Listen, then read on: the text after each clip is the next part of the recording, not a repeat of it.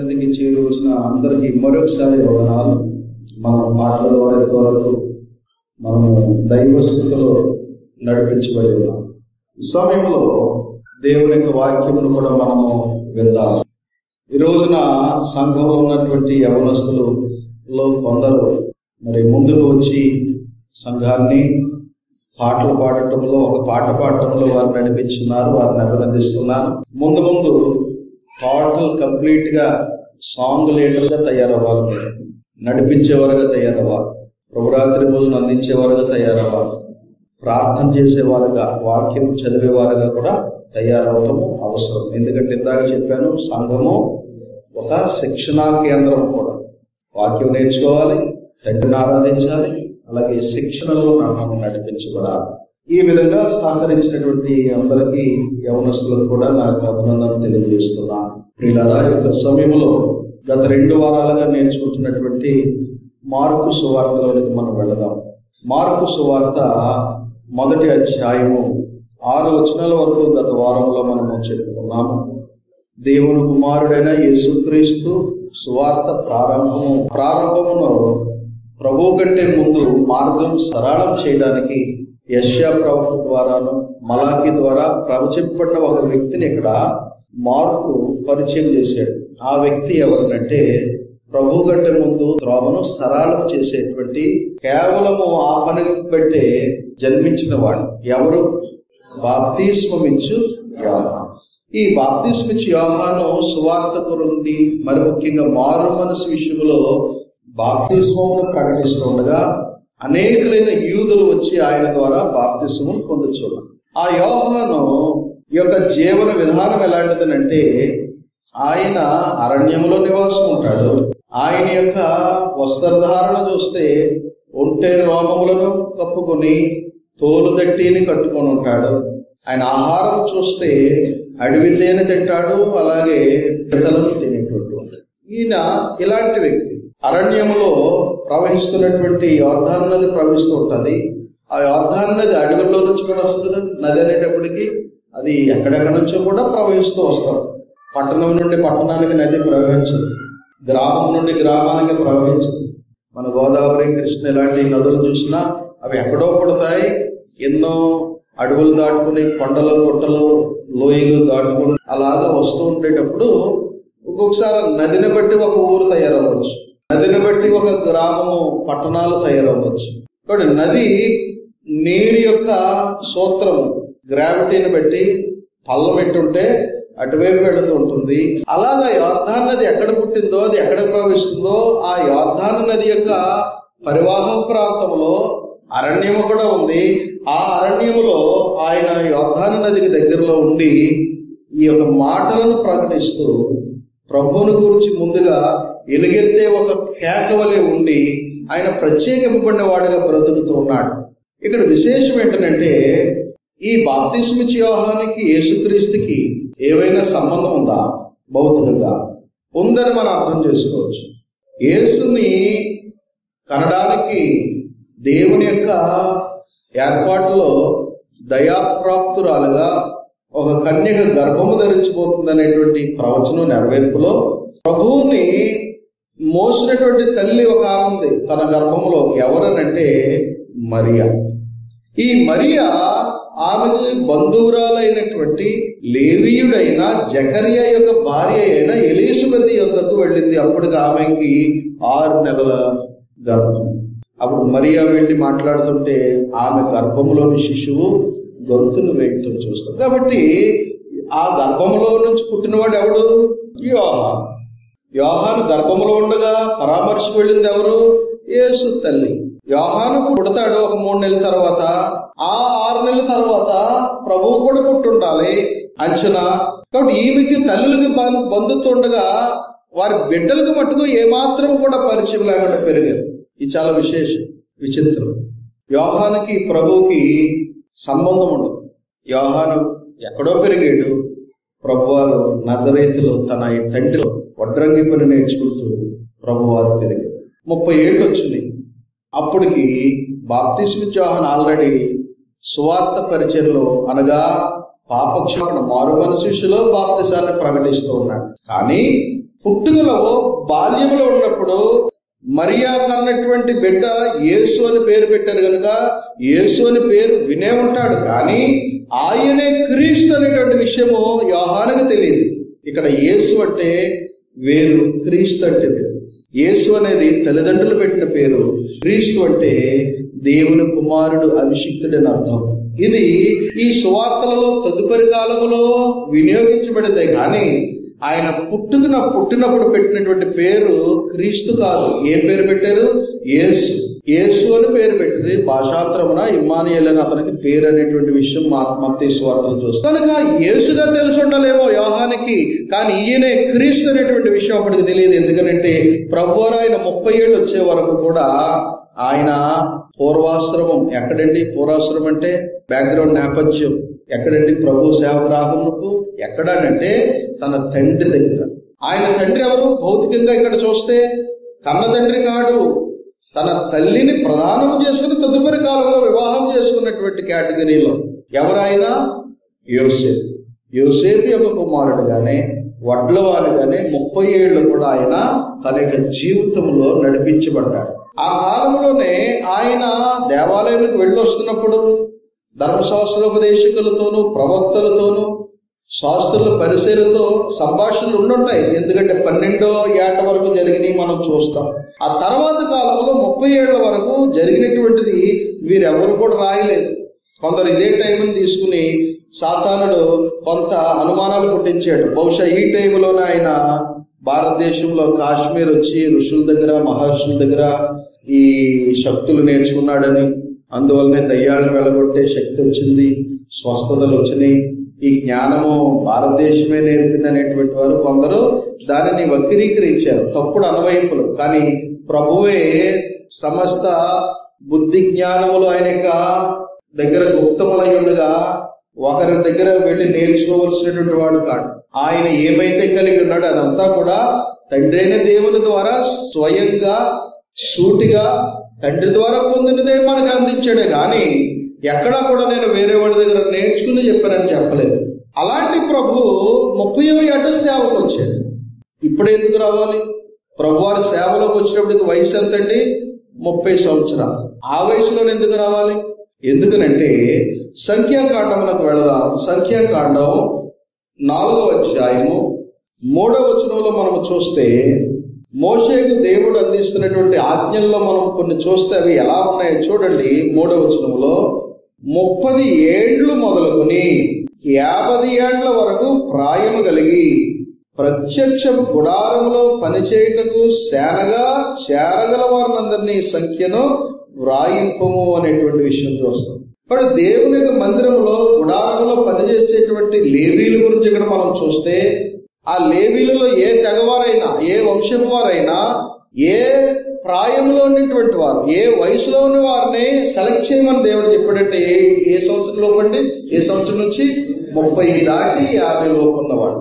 అప్పటి వరకు దేవుని సంబంధమైన కార్యక్రమాలలో వారు పని కలిగి ఉండే అవకాశం లేదు. ఎందుకంటే 30 సంవత్సరాలకి వారు సంపూర్ణమైన జ్ఞానమును పొందుకునే అవకాశం.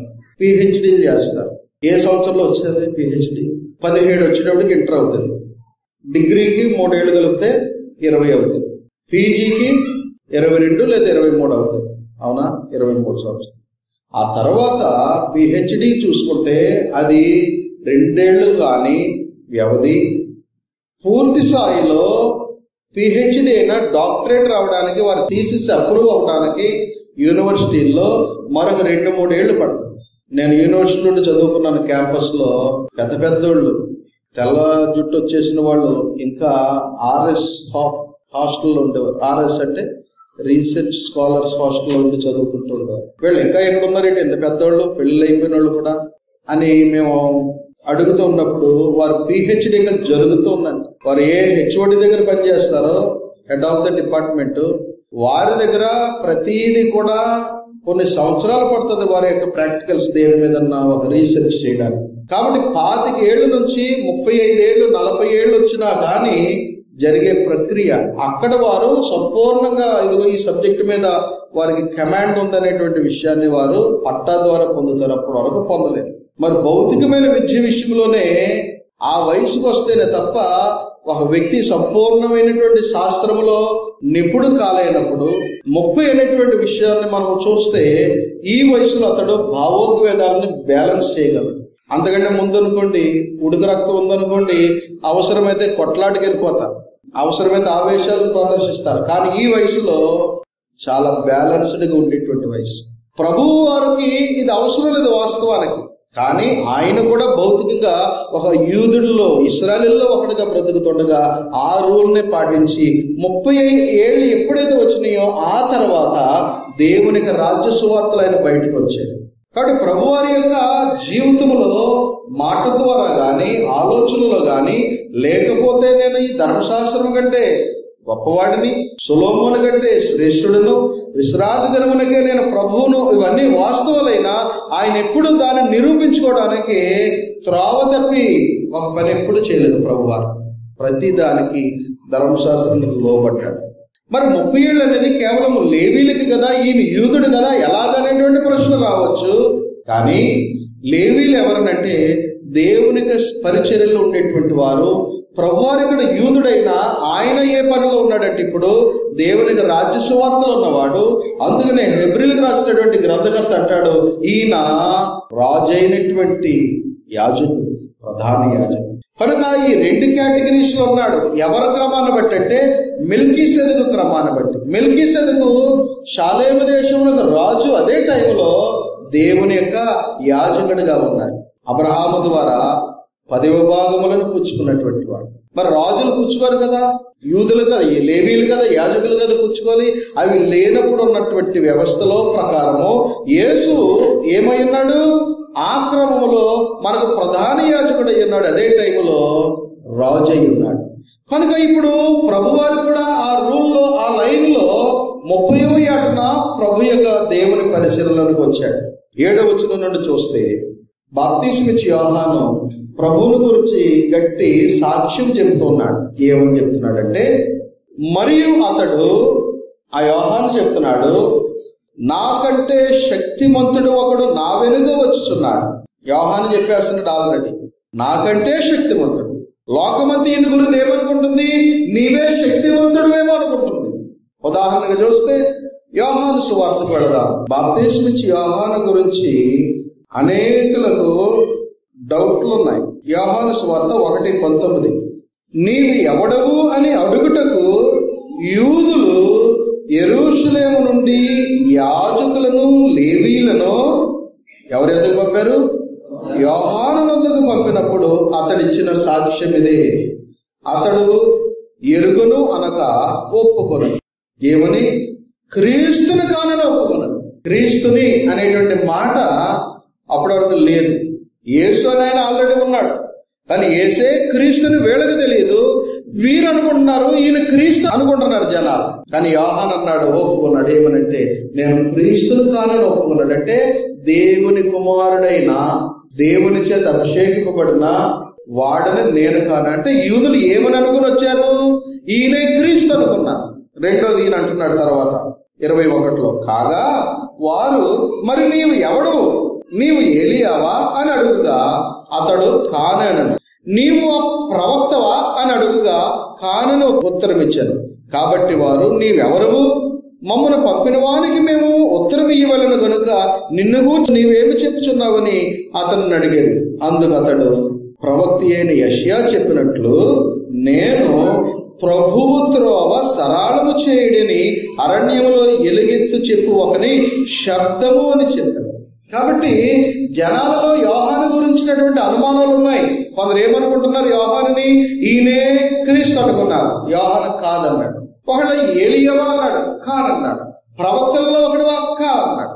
అలాంటి అనుమానాలు ఉండగా ఇప్పుడు యోహాను చెప్తున్నాడు మార్కు 1:7లో ఏమంటున్నాడంటే, అతడు నాకంటే శక్తిమంతుడు.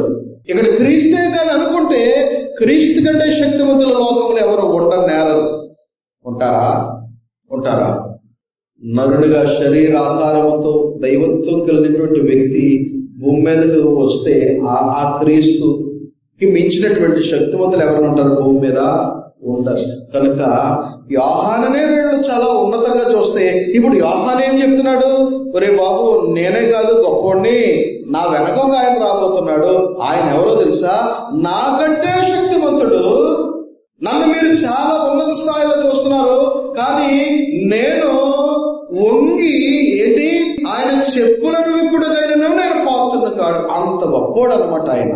వంగి అనేటువంటి మాటలో దీనత్వం ఉంటుంది, తగ్గింపు ఉంటుంది. ప్రవక్తలుగాను అధికారులుగాను పరిగణించబడేవారు సమాజంలో కొన్ని బాడీ లాంగ్వేజెస్ ని వారు కలిగి ఉంటారు. వారు ప్రత్యేకంగా ఒక బిహేవియర్ని కలిగి ఉంటారు. వారు సామాన్యుల వలె అటు ఇటు నడవటం, అటు ఇటు వంగటము, లేకపోతే అటు ఇటు ఇష్టం వచ్చినట్టు చూడటం చేయరు.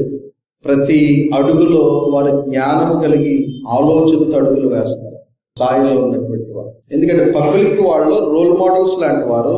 కనుక వీరు జనరల్ గా ఉండరు, కొంత ఆర్డినరీకి మించి ఉంటారు, ఎక్స్ట్రాడినరీగానే ఉండడానికి చూస్తారు. ఇప్పుడు యోహానుని వీళ్ళందరూ ఎలా చూస్తున్నారు? ఎక్స్ట్రాడినరీగా చూస్తున్నారు. ఇప్పుడు యోహాను ఏం చెప్తున్నాడంటే, వీళ్ళ యొక్క ఆలోచనలు ఎలా ఉన్నాయి యోహానులో చదివాము. ఈయన ఒకవేళ క్రీస్తేమో, ప్రవక్తేమో, ఏలియా ఏమో, ఇలాంటి ప్రముఖుడేమో అనేటువంటి యాంగిల్ చూసి నిజంగా ఈయన ప్రముఖుడే, కానీ ఈయనకినే చెప్పేసుకున్నాడు. బాబు, యెషయా గారే చెప్పారు కదా, ఇదిగో ప్రభు యొక్క మార్గం సరళం చేయడానికి అరణ్యములో ఒకని శబ్దము, ఒకని కేక అన్నారు, అదే నేను. అంతేగాని మీరు అనుకునేటువంటి క్రీస్తుని గాని, ప్రవక్తని గాని, ఏలియాని కూడా కాదు. మార్కు సువార్తకు వచ్చినప్పటికీ అవన్నీ రాలేదు. కానీ ఈయన నా వెనక వచ్చేవాడు నాకంటే శక్తిమంతుడు అని చెప్పాడు. అంటే అర్థం ఏంటో తెలుసా?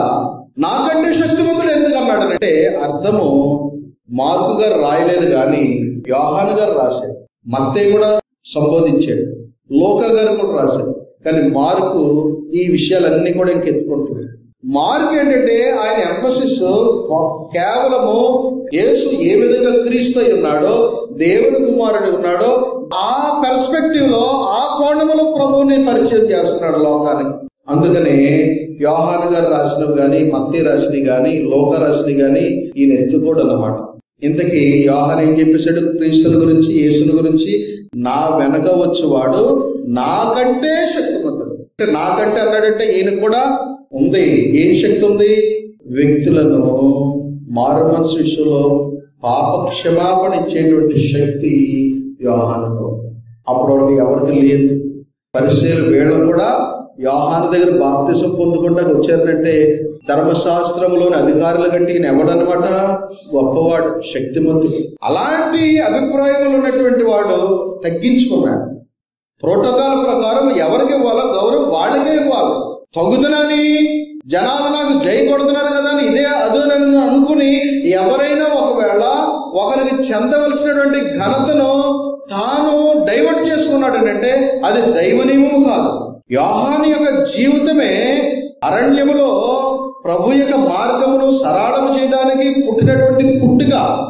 అలాంటి యోహాను ఆ పని మీద ఉండాలి. కానీ ఈయనకి శక్తి ఉందని చెప్పి నేనే, మీరు అందరూ నన్ను అనుకున్నారు కదా, అవును నేనే క్రీస్తుని, అవును నేనే ఏలియాని, అవును నేనే ప్రవక్తలలో ఒకడిని అని చెప్పుకునేటువంటి ప్రయత్నం ఎక్కడ చేయలేదు. గమనించి తాను డ్యూటీ ఏది, అది దేవుడు నన్ను ఎక్కడ పెట్టాడు, అది దానిని ఇంకా తగ్గించుకునేలాగా ఒక మాట్లాడుతున్నాడు. ఏమని అంటున్నాడంటే 7వ వచనం 2వ లైన్లో చూడండి ఏమంటున్నాడు? నేను వంగి ఆయన చెప్పుల వారిని విప్పుటకు పాత్రును కాను. నా శక్తి ఎంతంటే నేను కేవలం నీళ్లలోనే బాప్తిమిస్తున్నాను 8వ వచనంలో, కానీ ఆయన పరిశుద్ధాత్మలో మీకు బాప్తిస్మం ఇచ్చును అని ప్రకటించుచుండెను. కాబట్టి యోహాను గారు ఈయనే క్రీస్తుని ఎక్కడ చెప్పుకోలేదు, కానీ క్రీస్తుని గురించి ఆల్రెడీ సాక్ష్యం మొదలు పెట్టేశాడు. ఏమని మొదలు పెట్టాడంటే సాక్ష్యము, నా వెనక వచ్చేవాడు నాకంటే శక్తిమంతుడు అన్నాడు. రెండవది, నేనైతే నీళ్లలో బాప్తిస్మిస్తున్నాను కానీ ఆయనైతే పరిశుద్ధాత్మతో. మత్తయి సువార్త 3వ అధ్యాయం 11వ వచనంలో మనం చూస్తే, మారు మనస్సు నిమిత్తము నేను నీళ్లలో మీకు బాప్తిస్మం ఇచ్చుచున్నాను, అయితే నా వెనుక వచ్చుచున్నవాడు నాకంటే శక్తిమంతుడు, ఆయన చెప్పులు విప్పుడు కన్నా మోయిటి కన్నాడా. అక్కడికి ఏమన్నాడు? మార్కు ఏమైనా రాశాడు? వంగి ఆయన చెప్పుల వారిని ఇప్పుడు కానీ యోగ్యుడు కానంటే మత్తయ్య గారు ఏం రాశారంటే, నేను ఆయన చెప్పులను మోయటకైనను నేను పాత్రను కాను. ఎందుకంటే ఆయనైతే ఎంత గొప్పవాడో తెలుసా? ఆయన పరిశుద్ధాత్మలోను అగ్నితోనూ మీకు బాప్తిస్మం ఇచ్చును. యేసుక్రీస్తు ఎలా ఇస్తాడంటే బాప్తిస్మము? పరిశుద్ధాత్మతోను అగ్నితోను బాప్తిస్మం ఇస్తాడు. ఇది యోహాను యొక్క సాక్ష్యం. యేసు ప్రభువు వారు ఎవరికన్నా స్వయంగా బాప్తిస్మం ఇచ్చాడా? ఆయన శిలువ మరణం పొందేంత వరకు, పునరుద్ధానం పొందే 40 రోజులు ఉండగా యేసు ప్రభువు వారు ఎవరికైనా బాప్తిస్మం ఇచ్చాడా? ఎవరికి ఇవ్వలేదు ఆయన. మరి ఇదేంటి యోహాను, నేనైతే నీళ్ళల్లో ఇస్తున్నాను కానీ నా వెనుక వచ్చేవాడు పరిశుద్ధాత్మలోను, యేసు ప్రభు అయితే పరిశుద్ధాత్మలోను అగ్నితోనూ బాప్తిస్మం ఇస్తాను. కానీ వాస్తవాలు చూస్తే ప్రభువారు సిలువ వేయబడే వరకు ఎవరికి బాప్తిస్మం ఇవ్వలేదు. ఆయన సిలువ మీద చనిపోయారు, 3వ దినమున పునరుద్ధానుడయ్యాడు. ఆ తర్వాత 40 రోజులు ఉన్నారు. ఆరోహణమై వెళ్ళి ఆయన అక్కడ అంటున్నాడు, ఇప్పుడు రండి. యోహాను సువార్త 14వ అధ్యాయము 16వ వచనంలో మనం చూస్తే, నేను తండ్రిని వేడుకుందును మీ యొద్ద ఎల్లప్పుడూ ఉండుటకై ఆయన వేరొక, నేను తండ్రిని వేడుకుంటు. నేనన్నది ఎవరు? యేసుక్రీస్తు. నేనన్నది ఎక్కడున్నారు? ఎవరిని ఈయన ప్రార్థన చేస్తాడంట? తండ్రిని. అంటే తండ్రి అయిన ఆయన ఇంకొక ఆయన ఒకడు ఉన్నాడు. ఇప్పుడు ఏమంటున్నాడంటే, నేను తండ్రిని ఏమని వేడుకుంటానంటే వేరొక ఆదరణకర్త. ఎవరినట? వేరొక అంటే నేను కాకుండా, తండ్రి కాకుండా వేరొక ఆయన ఉన్నాడు. ఆయనే దేవత్వములోని 3వ వ్యక్తి. చాలా మంది ఏమనుకుంటున్నారంటే, అదే మరి ఇక్కడే మనం చెయ్యాలి, మన ప్రోగ్రామ్ చెయ్యాలి. ఏ ప్రోగ్రాము?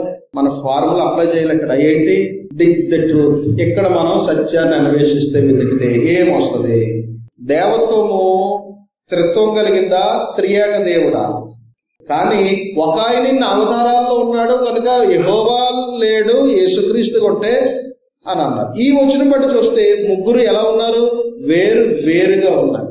ప్రభువారు ఏమంటున్నారంటే ఇక్కడ, నేను తండ్రిని వేడుకుంటాను, ఆయన ఎవరు? తండ్రి వేరొక ఆదరణకర్తను పంపుతాడు. ఆయన ఏం చేస్తాడట? ఆయన సత్య స్వరూపియగు ఆత్మను మీకు అనుగ్రహించును అన్నాడు. యోహాను 14:26. ఆదరణకర్త అంటే పైన చెప్పాడు కదా, పరిశుద్ధాత్ముడు. ఆదరణకర్త అనగా తండ్రి నా నామమున పంపబోవు పరిశుద్ధాత్మ సమస్తమును మీకు బోధించి నేను మీతో చెప్పిన సంగతులన్నింటినీ మీకు జ్ఞాపకము చెయ్యను. ఓకే, 16వ అధ్యాయం 7 నుండి. అయితే నేను మీతో సత్యము చెప్పుచున్నాను, నేను వెళ్ళిపోవటం వల్ల మీకు ప్రయోజనకరం. నేను వెళ్ళని ఎడల ఎవరు రారట? ఆదరణకర్త మీ యొద్దకు రాడువా? డిగ్ ద ట్రూత్ ఇక్కడ చెప్పాలి. రాదువా? మరి చాలా మంది పరిశుద్ధాత్మని అది ఇది అంటారు కదా, స్త్రీలంగా ఉపయోగిస్తారు. వాక్యంలో ఏం ఉపయోగించబడింది? మ్యాస్కులిన్ అనగా పులింగము వాడబడింది. చాలా మంది పరిశుద్ధాత్మని ఏమంటారు? స్త్రీలింగముతో సంబోధిస్తారు. ఆత్మ వచ్చింది, వాళ్ళింది, వరం ఇచ్చింది, నాలో ఉంది అంటారు. కానీ ఇక్కడ నేను వెళ్ళకపోతే ఆదరణకర్త మీ ఎందుకు రాదు అన్నారా? రాడు అన్నారా? రాడు అంటే రావటం కుదరదు ఆయన అని. ఓకే, రాడు అని చెప్పే ఇంకేమంటున్నారు 8వ వచనంలో? ఆయన వచ్చి, ఆయన అంటే ఎవరి గురించి? పరిశుద్ధాత్ముడి గురించి. పరిశుద్ధాత్ముడిని ఆమె అన్నాడా, ఆయన అన్నాడా? డిగ్ ద ట్రూత్ ఏమనాలి? ఆయన. ఓకే, పరిశుద్ధాత్మని ఏమని వాడాడు ఇక్కడ? ఆయన. అంతేగాని ఆమె కాదు, అది కాదు. పరిశుద్ధాత్మని అది అంటారు, సాతాను కూడా అది ఇది అంటారు, దేవదూతలను కూడా అది ఇది అంటారు. అవునా? ఈవెన్ కిస్మిస్ పండుగలకి, క్రిస్టమస్ పండుగల స్టేజ్ మీద దేవదూత వేషం కూడా ఎవరితో వేయిస్తారంటే ఆడపిల్లతో లిప్స్టిక్లు ఇవన్నీ పెట్టి, కిరీటం పెట్టి, క్వీన్ లాగా అలంకరిస్తారు. అంటే వారి దృష్టిలో దేవదూత అంటే ఎవరని? ఒక అందమైన అందగత్తెలాగా భావిస్తారు. బట్ నో, దేవదూత గురించి మనోహ దగ్గర చూస్తే ఆ పురుషుడు అని ఉంటది. ఆమె అంటది వాళ్ళ ఆయనతో, సంసోనుతో, ఇదిగో నేను పొలంలో పనిచేస్తుంటే దేవదూత ప్రత్యక్షమయ్యాడు, అతడు ఇదిగో మీదికి ఈ సంవత్సరానికి నీకు కుమారుడు కలుగుతాడు, నాజీరు చేయబడ్డాడు, తల మీద మంగళగత్తి పెట్టొద్దని చెప్పినప్పుడు ఆమె భర్తతో చెబుతూ అతడు ఆ పురుషుడని దేవదూత గురించి వాడింది. అంటే దేవదూత కూడా ఎవరు? పురుషుడిగానే వర్ణించబడ్డాడు. సాతానుడు కూడా, సాతాను, సాది, ఇది అపవాది, దయ్యమోని స్త్రీలింగమా లేకపోతే పుల్లింగమేనా? ఇక్కడ పరిశుద్ధాత్మను కూడా చూస్తే 8వ వచనంలో అంటున్నాడు, ఆయన వచ్చి పాపమును గూర్చి, నీతిని గూర్చి, తీర్పును గూర్చి లోకమును ఒప్పుకొన చేయును అనేటువంటి మాట అక్కడ వాడుతున్నాడు. అలాగే ఇంకా మనము 13వ వచనం కూడా చదివితే అక్కడ ఉన్నటువంటి మాట ఏంటంటే, అయితే ఆయన, ఎవరు ఆయన అంటే? అనగా చెప్తున్నాడు చూడండి, ఆయన అంటే ఎవరు అనుకుంటున్నారు? అనగా సత్య స్వరూపి అయిన ఆత్మ. పెద్ద అక్షరాలలో ఆత్మ అంటే పరిశుద్ధాత్ముడు. సత్య స్వరూపి ఆత్మ వచ్చినప్పుడు మిమ్మును సర్వసత్యములోనికి నడిపించును. ఆయన తనంతట తానే ఏమీ బోధింపక వేటిని వినునో వాటిని బోధించి సంభవింపబోవు సంగతులను మీకు తెలియచేయు. కాబట్టి బాప్తిస్మిచ్చి యోహాను అంటున్నాడు ఏమనంటే, ఇదిగో నా వెనుక వచ్చేవాడు నాకంటే శక్తిమంతుడు, నేనైతే నీళ్లలోనే బాప్తిస్మిస్తున్నాను కానీ ఆ శక్తిమంతుడైతే పరిశుద్ధాత్మతోనూ అగ్నితోనే బాప్తిస్మిస్తాడు. అంటే అర్థం ఏంటంటే, ఇప్పుడు అర్థము ప్రభువారు ఎప్పుడు కూడా ఆయన చేతులతో ఎవరికి బాప్తిస్మం ఎప్పుడు ఇవ్వలేదు. మరి ఎలాగనంటే, ఆయన ఆరోహణమైన తర్వాత 10వ రోజున పెంతెకొస్తేనే పండుగ దినమున అపోస్తలులు అందరూ కూడా మేడగదిలో ఉండగా, ఇక శిష్యులు ఉండగా దేవుడు వాగ్దానం చేసినట్లుగానే, ఏ వాగ్దానం? యోహాను ద్వారా వాగ్దానం చేసినట్లుగానే పరిశుద్ధాత్ముని అగ్ని జ్వాలలుగా, ఎలాగా? అగ్ని జ్వాలలుగా వారి మీద కుమ్మరించింది. అది కూడా ప్రవచనం నెరవేరింది.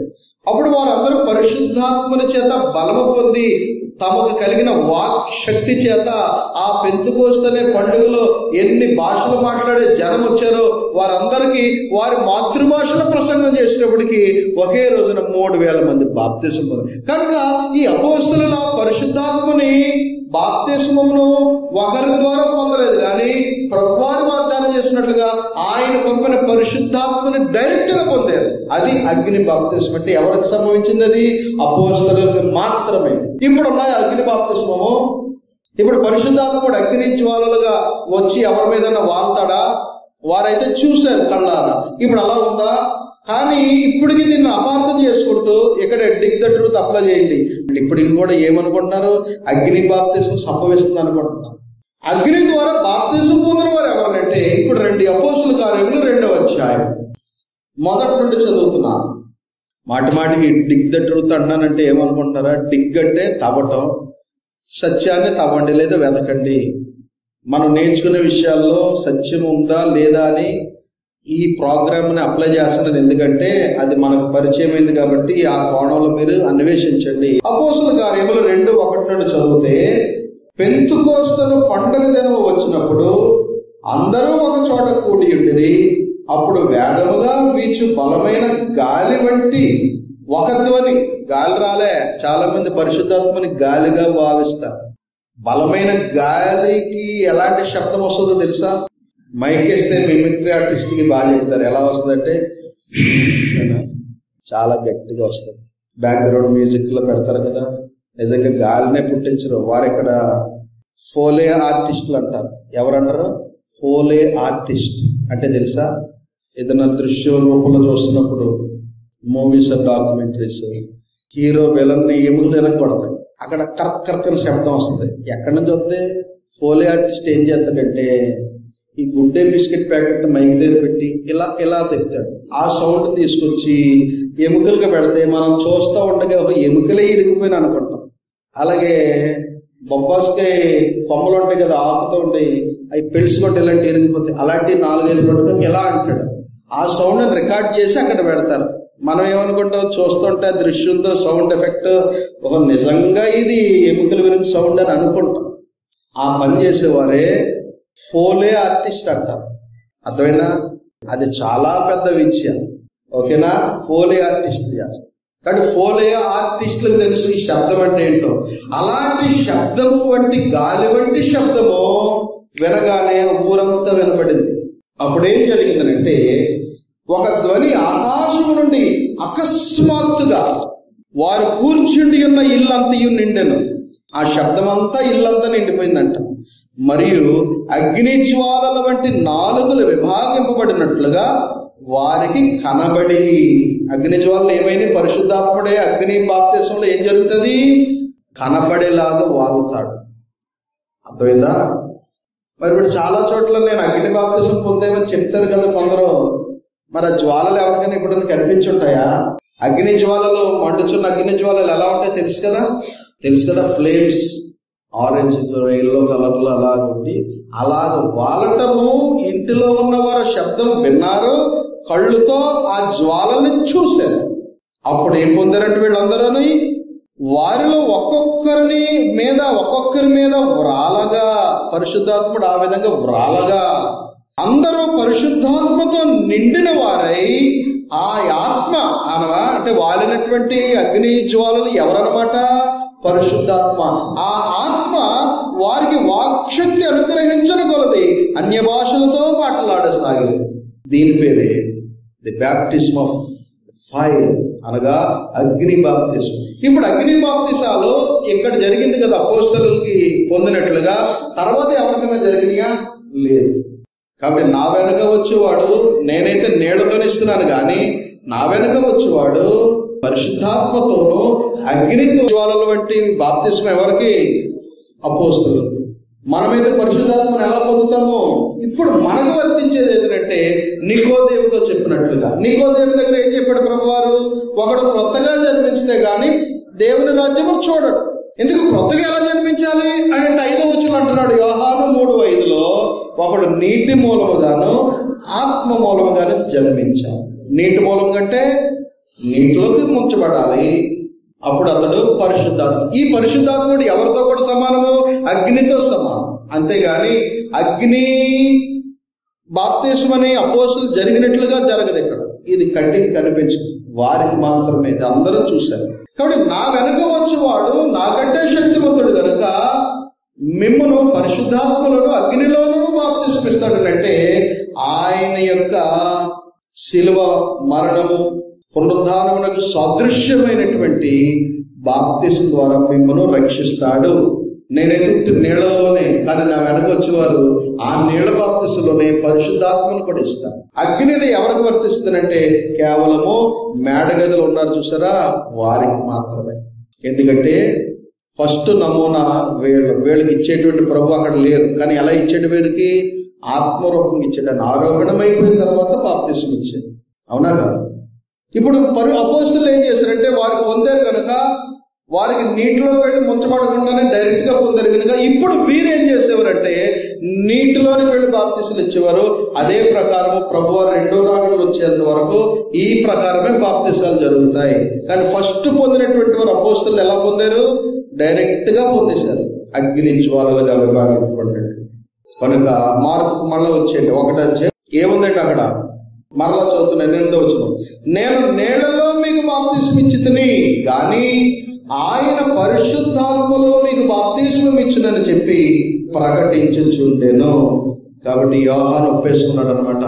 బాబు నా టాలెంట్ కొంతవరకే, కానీ నా వెనక వచ్చేవాడు నాకంటే శక్తిమంతుడని చెప్పాడు. కనుక అరణ్యంలో ఒకని శబ్దము ఒక కేక అంటే ఏంటి? ప్రభువుని గురించి సాక్ష్యం ఇచ్చి ఆయన తర్వాత తప్పుకుంటాడు, ఒక మార్గదర్శిలా పనిచేస్తాడు. గలతీయులకు రాసినటువంటి పత్రికలో యేసుక్రీస్తు వద్దకు నడిపించడానికి ధర్మశాస్త్రం అంట బాల శిక్షకుడు ఆయన అంటాడు. అంటే ధర్మశాస్త్రం ఎవరి దగ్గర నడిపిస్తుంది? ప్రభువు దగ్గర. ఆ నడిపించే దారిలో మరొక సహాయమే బాప్తిస్మం ఇచ్చేవాడు. ధర్మశాస్త్రం నడిపిస్తుంది, దానికి ప్రభువుని గురించి డైరెక్ట్ గా సాక్ష్యం ఇవ్వడానికి ఆ తరంలో పుట్టినటువంటి వాడు బాప్తిస్మం ఇచ్చే యోహాను. కాబట్టి ఆయన కూడా సాక్ష్యం ఇచ్చాడు. కాబట్టి ధర్మశాస్త్రం ఇచ్చే సాక్ష్యమైనా బాప్తిస్మం ఇచ్చే సాక్ష్యమైనా ఎవరి కొరకనంటే లోక రక్షకుడిగా క్రీస్తుకి అభిషేకం పొందినటువంటి ప్రభువుని గురించి మార్గం సరళం చేయడానికి, సాక్ష్యం ఇవ్వడానికి పుట్టినటువంటి వ్యవస్థలు ఈ వ్యవస్థ. 8వ వచనం అయిపోయింది. మార్కు 1:9 నుండి, ఆ దినములలో యేసు గలిలీలోని నజరేతు నుండి వచ్చి యొర్దానులో యోహాను చేత బాప్తిస్మం పొందెను. కాబట్టి నా వెనక వచ్చేవాడు నాకంటే గొప్పోడు, నేనైతే ఉట్టి నీళ్ళలో ఇస్తున్నానేమో, కానీ ఆయనైతే పరిశుద్ధాత్మలోనూ అగ్నిలోనూ ఇస్తానని చెప్పిన యోహాను చెప్పేశాక ఆ కాసేపటికి ఎవరు వచ్చారు? నజరేతు నుండి, గలిలీలోని నజరేతులో నుండి ప్రభువారు వచ్చి యోహాను చేత బాప్తిస్మం. యోహాను ఏం చెప్పాడు? నేనైతే నీళ్ళలో ఇస్తున్నాను, కానీ ఆయన ఇంకా పవర్ఫుల్ అని చెప్పి, మరి ఆ పవర్ఫుల్ ఆయన ఈయన దగ్గర బాప్తిస్మం పొందడం ఏంటి? ఇక్కడ యోహాను ఇస్తున్న బాప్తిస్మం మారు మనసు కొరకు. మరి యేసు ప్రభువారు ఎందుకు బాప్తిస్మం పొందారు? ఆయన ఏమైనా పాపము చేశాడా? ఆయనకు మారు మనసు కోసమా? మరి ఎందుకు అని ఎందుకనేటువంటి విషయాన్ని మనం చూస్తే మత్తయిలో ఉంది 3వ అధ్యాయం 15వ వచనములో యోహాను అనేస్తున్నాడు. 13 నుండి చదివితే, మార్కు చాలా బ్రీఫ్ గా రాశాడు, కానీ మత్తయి వివరించాడు. ఓకే, చదువుతున్నాను. మత్తయి 3:13 నుండి, ఆ సమయమున యోహాను చేత బాప్తిస్మం పొందుటకు యేసు గలిలయ నుండి యొర్దాను దగ్గర నున్న అతని యొద్దకు వచ్చాడు. అందుకు యోహాను ప్రభువుతో అంటున్నాడు, ఏమని? నేను నీ చేత బాప్తిస్మం పొందవలసిన వాడనై ఉండగా నీవు నా యొద్దకు వచ్చుచున్నావా అని ఆయనను ఆపడానికి చూశాడు, చూశాడు. ప్రభా, నువ్వు కాదు ప్రభా, నువ్వు నీ చేత నేను పొందాలి ప్రభా, నేను ఇవ్వను ప్రభా అని నివారింప చూస్తే ప్రభు ఏం చెప్పారండి? 15లో, యేసు ఇప్పటికి కానిమ్ము, నీతి యావత్తు ఎలాగున నెరవేర్చుట మనకు తగి ఉన్నది అని అతనికి ఉత్తరం ఇచ్చాను కనుక అతడు అలాగన కానిచ్చను. కాబట్టి యేసు ప్రభు ఎందుకు బాప్తిస్మం పొందారు? అందరికీ బాప్తిస్మం ఇచ్చిన యోహానే ఏమంటున్నాడంటే, ప్రభువా, నేనే నీ చేత బాప్తిస్మం పొందవలసిన వాడిని ఉండగా నీవు నా ద్వారా పొందుతావని అంటే, ప్రభువారు ఇప్పటికి ఇలా కానివ్వు. ఎందుకు కానివ్వాలంటే నీతి యావత్తు అలా జరగదు. ఎందుకంటే రాబోయే రోజుల్లో ఏం నేర్పబోతున్నారు ప్రభువారు? ఏ నీతినైతే, ఏ బాప్తిస్మం అయితే ప్రజలకు రక్షణార్థముగా అందివ్వబోతున్నాడో, ఒక వ్యక్తి రక్షింపబడడానికి ఈ నీటి ద్వారా రక్షింపబడడం ఎంత ప్రాముఖ్యమైనదో తెలియచేయడానికి ప్రభువారు కూడా ఒక రోల్ మోడల్ ఉండడానికి మనమిద్దరం ఇప్పుడు చేద్దాం తగినట్లుగా, నీతి యావత్తుకు తగినట్లుగా మనము చేద్దాము కానివ్వు అని అంటే ఆయన ఆ విధంగా బాప్తిస్మం ఇచ్చాడు. అంతేనా? ప్రభువారు ఏదైనా పాపం చేయటం వలన లేదా ఆయనకి మారు మనసు కావాల్సి వచ్చా? నో, నీతి యావత్తల చేయడానికి రోల్ మోడల్. ఈ రోజున రోల్ మోడల్ ఉండవలసిన వారు రోల్ మోడల్ గా లేకుండా మీరు అలా జీవించండి, ఇలా జీవించండి అని చెప్పారు అనుకోండి, అది అతగదు. చాలా మందికి చాలా టాలెంట్స్ ఉంటాయి, కానీ క్యారెక్టర్ని దిగజార్చుకుంటున్నారు, లోకానుసారంగా ప్రవర్తిస్తున్నారు. ఓ ప్రక్క స్టేజ్ మీదకి ఏదో చెప్పాలనుకుంటున్నారు, కానీ అదే ప్రక్క ఏదైనా సినిమా రిలీజ్ అవుతే అందరికంటే ముందు ఉండేది వీళ్ళు అక్కడ కనిపిస్తున్నారు. రోల్ మోడల్స్ అవరు. అంటే సినిమాకి వెళ్ళేవాడు మైండ్ ఎప్పటి నుంచి పనిచేద్ది? కొన్ని రోజుల నుంచి పనిచేద్ది. మంచి థియేటర్లో మంచి స్క్రీన్, ఇవన్నీ స్క్రీన్కి దగ్గరికి ఎలా చూడకుండా వెనకాల నుంచి బాక్స్ ఆఫీస్ నుంచి చూడాలని, బాక్స్లో చూడాలని ఎంత ఏర్పాట్లు ఉంటాయి. రేట్ ఎక్కువ పెట్టినా కానీ అన్ని బుక్ చేసుకున్నారు లేదా? అంటే వారు చూడబోయేదానికి ప్రిపరేషన్ ఎలా ఉంది? అంత బాగా ఉంది. నేను ఆరాధనకు వెళ్ళబోతున్నాను, నా సీట్ నేను ముందరే రిజర్వ్ చేసుకోవాలి, టైం కంటే ముందు వెళ్ళాలని ఆలోచన ఉంటుందా? బాబాయ్ 9:30కి లెగిసి రెడీ అయితే చాలా కష్టం, ఎందుకంటే వారం అంతా మేము వెలిసిపోతున్నాం కదా అని చెప్తా ఉంటున్నారు. రాంగ్, అవునా కదా? ఇక్కడ మనం చూస్తూ ఉంటే ప్రభువారు ఒక రోల్ మోడల్ ఎలా ఉన్నాడనంటే, నీతి యావత్తు ఆ విధంగా జరగడానికి ప్రభువారు యోహానుతో అంటున్నారు, ఇప్పటికిలా కానివ్వు, మనకిది తగినది అని చెప్తే అప్పుడు యోహాను అలాగ కానిచ్చాడంట. కానిచ్చాడంటే అర్థం ఏంటి? బాప్తిస్మం ఇచ్చాడు. అంటే ప్రభువారు ఆ విధంగా కూడా తగ్గించుకున్నాడు. యోహాను కూడా ఏం చేస్తున్నాడు? తను కూడా తగ్గించుకున్నాడు. వంగి ప్రభువు యొక్క పాదములకు ఉన్నటువంటి చెప్పుల వారిని విప్పడానికి, మోయడానికి కూడా నేను అర్హుడు కానని కూడా చెప్పేసుకుని ఈయన తగ్గించుకున్నాడు. ప్రభువారు కూడా యోహాను ద్వారా కూడా తనకంటే తక్కువ వాని చేత కూడా పొందడానికి, తక్కువ వాడనేది ఎందుకు వాడనంటే ఆయన హోదాలో కానీ, అధికారంలో కానీ, శక్తిలో కానీ ప్రభు కంటే మించిన వాళ్ళు ఎవరూ లేరు. ఆయన ప్రభు ఒప్పుకున్నాడు. అది ప్రభు యొక్క గొప్ప లక్షణం. మరలా వచ్చేస్తే మార్కులో 9వ వచనంలో ఏమైందండి? ఆ దినములలో యేసు గలిలీలోని నజరేతు నుండి వచ్చి యొర్దానులో యోహాను చేత బాప్తిస్మం పొందెను. వెంటనే ఆయన నీళ్లలో నుండి ఒడ్డునకు వచ్చుచుండగా ఆకాశము చీల్చబడుటయు పరిశుద్ధాత్మ పావురము వలె తన మీదకి దిగి వచ్చుటయు చూచెను. మరియు నీవు నా ప్రియకుమారుడు, నీ యందు నేను ఆనందించుచున్నానని ఒక శబ్దము ఆకాశం నుండి వచ్చాను. వెంటనే పరిశుద్ధాత్మ ఆయనను అరణ్యంలోనికి త్రోసుకొని పోయిను. ఎలాగా? అదే పరిశుద్ధాత్ముడు ఏం చేశాడు? ప్రభువుని అరణ్యంలోనికి త్రోసుకొని పోయిను. ఈ డ్రైవ్డ్ అని ఉంది అక్కడ ఇంగ్లీష్ బైబిల్లో. డ్రైవ్డ్ అంటే అంత అవసరం, అత్యవసరంగా ఆయన అరణ్యంలోనికి పరిశుద్ధాత్మను తోసుకొని పోయి ఆయన సాతాను చేత శోధింపబడుచు అరణ్యములో 40 దినములు అడవి మృగములతో కూడా ఉండెను. 40 దినాలు ఎవరితో ఉన్నారండి ప్రభు? అడవి మృగములతో కూడా ఉండెను. అడవి మృగాలు ఈయన ఏం చేసినాయా? ఈయన జోలికి వచ్చినాయా? రాలే. అడవి మృగములతో కూడా ఉండెను. మరియు దేవదూతలు ఆయనకు పరిచర్య చేయించుండ్రు. ఈ 40 దినాలు ఏం జరిగింది? అడవి మృగాలు ఈయనతో ఉన్నాయి, బట్ అవేమి చేయవు. అడవి మృగములతో ఉండి కూడా అవి ఏమాత్రం హాని చేయనటువంటి సందర్భాలు మనం చూస్తే ఎక్కడ జరిగిందో తెలుసా? నోవాహు ఓడ కట్టించాడు. భూమి మీద ప్రాకి నడిచే ప్రతి జంతువు ఆడదే మగదానని నోవాహు ఆయన కుమారుల కోడళ్ళు ఆయన భార్య ఓడలోనికి నడిపించినప్పుడు వారితో పాటు వీరు 40 రోజులు ఉన్నారు. ఎక్కడ? జలప్రళయం వచ్చిన అంతకు ముందు నుంచి ఆ తర్వాత కూడా 40 అన్ని దినములున్న అడవి మృగాలు కానీ, సర్పములు కానీ, త్రాసుపాములు, గిరినాగులు ఇలాంటి ఎన్నో ఉండుంటాయి అందులో వాడలో. బట్ ఏది వీరి జోలికి రాలే.